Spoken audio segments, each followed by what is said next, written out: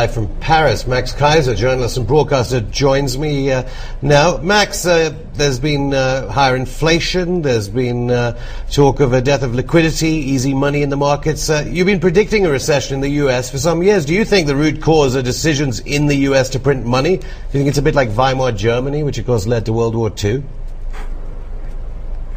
Well, the analogy to the Weimar Republic and Weimar Germany is a good one.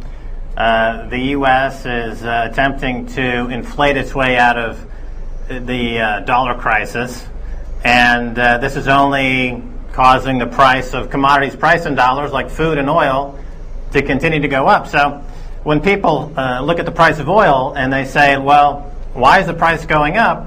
The answer primarily is because the increase in money supply of U.S. dollars as banks try to bail themselves out of all their bad mortgage debt. You know, the story you just did about the housing crisis, that has everything to do with securitizing mortgage debt.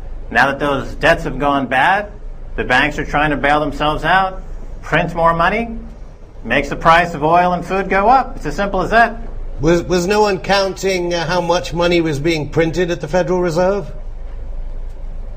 Well, as you know, Afshin, the Federal Reserve used to carry something called the M3, which was a number that tracked the money supply in the system in its broadest measure. They stopped publishing M3 because it got too scary. People looked at the increase in the money supply and they fainted.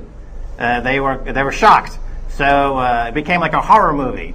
So they no longer publish M3 anymore. Senator Barack Obama said he'll curb the speculators. This, of course, after that OPEC emergency summit in Saudi.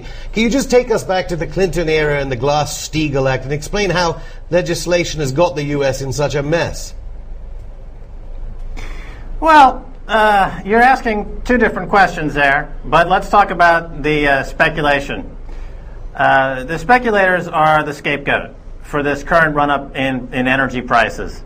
The commodity traders are not really causing the run-up in prices. If you want to point to a speculator and say, here's a bad speculator making the market behave in bad ways, that would be Ben Bernanke and the Federal Reserve Bank. He's speculating with the money, with the nation's money supply. He's the speculator in chief.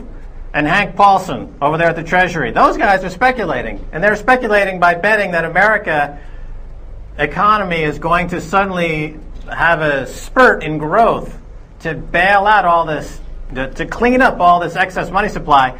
But the chances of that are very, very slim to zero, I would say, at this point.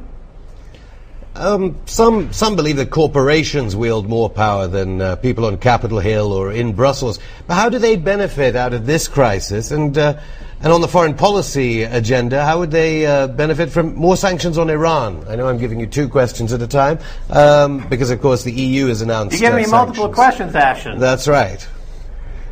Look, if we're going to talk about Iran, for example, you know, Iran committed a boo-boo. They said that they were going to price oil in euros. Now, if you remember, Saddam Hussein said he was going to price oil in euros, and shortly thereafter, America paid a visit to Iraq with a little calling card called shock and awe. Shortly thereafter, in Iran, they said, we're going to price our oil in euros. Suddenly, America's, oh my goodness gracious, we have to focus on this suddenly. So it all has to do with the dollar. The dollar is really the key to understanding all this geopolitics. The U.S. dollar has had 60 years as the world reserve currency, and that era is coming to a close. The U.S. dollar is giving up its position as the world reserve currency, and this is causing tremendous dislocations around the world. The U.S. is scrambling to defend the dollar by trying to amass as much oil as they possibly can in Iraq and Iran, principally, to try to buttress the oil. The Goldman Sachs, if I may say, has a huge oil position on Wall Street that they're using to support the dollar as well. So it's all about the dollar. I hope that answers your question. I think I may have introduced something. Just finally, Max, but why at the recent summit in Saudi Arabia talk about supply problems and it said it was going to increase production? Why do most media outlets seem to talk about it's something to do with the lack of supply of oil and much less about the weaker dollar? Well, the media, as we know, is corporate media. And who are the biggest corporations? Oil companies. So the message is convenient for them.